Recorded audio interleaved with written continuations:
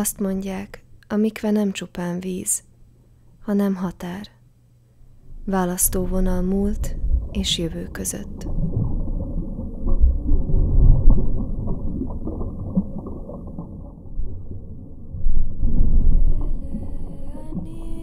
Ahol a távolság, a nidá, az elkülönítettség véget ér, és újra közel lehetek. Ahol a szerelem újra megengedett.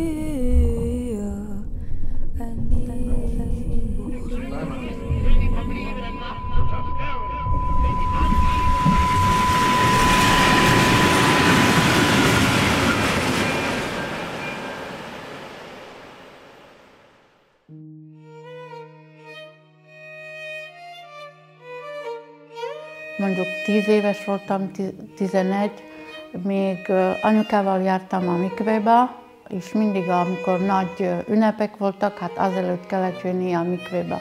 Anyuka nem volt fiatal asszony, és apuka is járt ide, nem csak apuka és anyuka, de sok emberek innen, zsidó emberek, akik vallásosak voltak.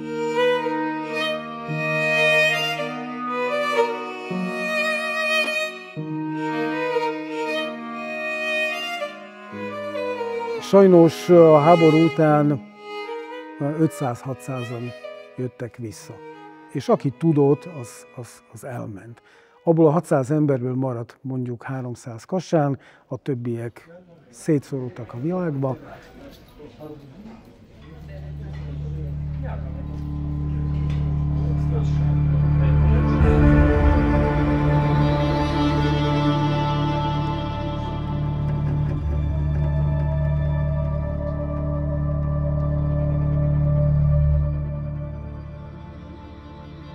A Harang utcai zsinagógának volt egy elődje, egy kisebb zsinagóga, ami sajnos leégett, és helyette 1887-ben nyitották így, ahogy van, ezt a zsinagógát, de nem csak a zsinagógát, hanem az egész udvar föl volt építve mikvével együtt, a rabinak a lakásával.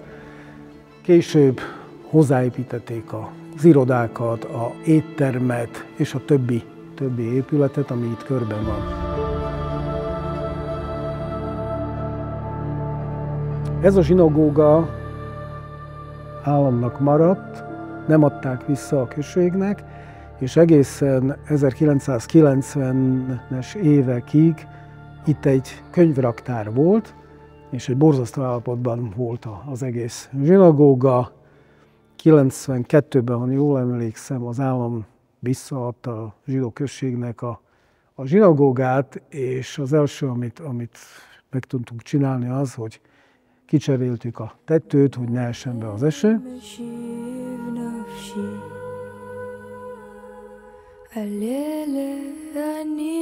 Minden hónapban egy új kezdet születik.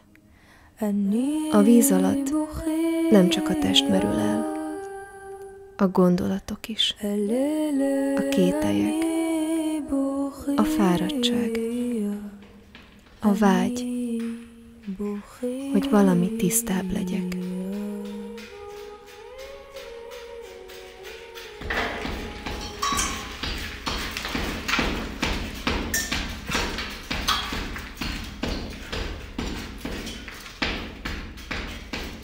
Negyven éve nincs Kassán mikve, az igaz. Most elkezdtük a mikve feltatározását és renoválását. Fel akarjuk építeni, visszaépíteni a zsinagógákat. Ugyanúgy akarjuk, hogy nem csak a zsidók, hanem a közösség, a kassai közösség, vagy a világ közösség is bejöhessen és nézze meg, hogy itt Kassán igazán az Európának az egyik legnagyobb és legszebb mikvéje volt. És mindig vártam anyukát az udvaron, amikor apu vagy anyuka eljött ide. Itt volt egy néni, akit hívták Salamon néni, és kellett neki jelenteni, hogy akkor is akkor fogunk jönni mikvébe, és kellett valamit fizetni is neki azért, és ő aztán csinált tűzt, és volt meleg víz. Mi az, amivel kezdjük? Ez a zsinagóga, vagy bármilyen épület, vagy egyszerűen a mikve, ami a zsidóságnak az egyik legfontosabb helye, mert a zsidó az tud imádkozni bárhol a világon. Ha nincs zsinagógája, akkor az utcán is, telken, bárhol. De egy mikve, azt nagyon nehéz lecserélni bármire.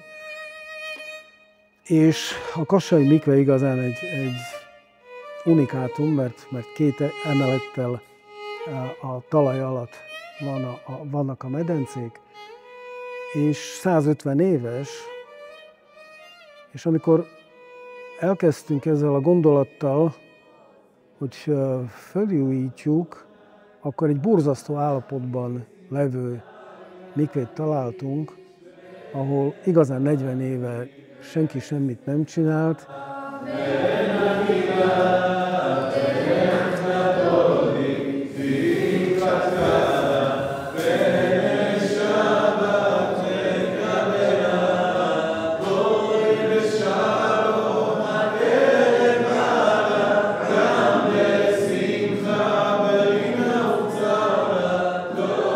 נכנסתי לתפקיד בפברואר האחרון, ואני חייב להגיד שהקבלת פנים של האנשים בקהילה, של הסלובקים היהודים שבקהילה, היא הייתה מאוד חמה ונעימה.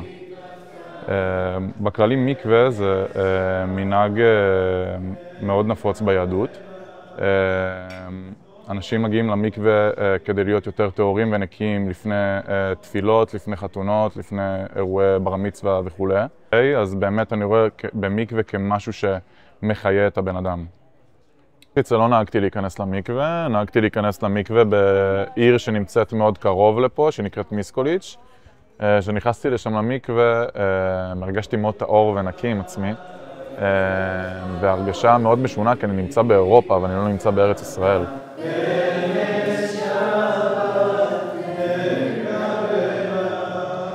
Nem az idő hozza el a változást. Nem a naptár lapja vagy az óra mutatója mondja meg, mikor lehetek újra közel valakihez. Hanem egy szertartás. Egy pillanat, amikor a víz körbezár, és minden addigi távolság feloldódik. A testem már felkészült. Megtisztítottam minden külső nyomát a világnak.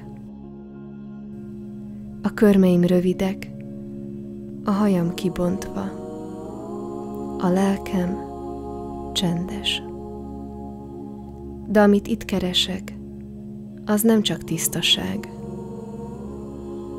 hanem visszatérés, kapcsolódás, megszenteltség.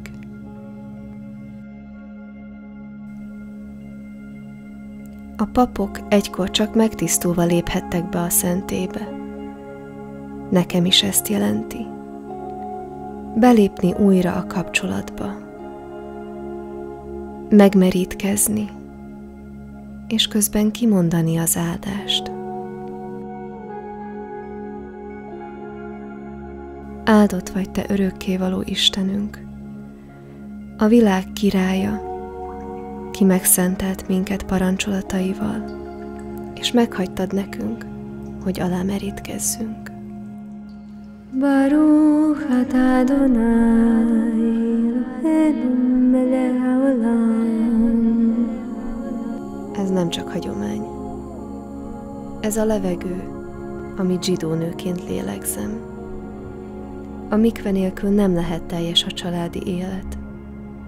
A közösség is csak ott erős, ahol van víz, ami összeköt minket. Istennel, egymással, önmagunkkal.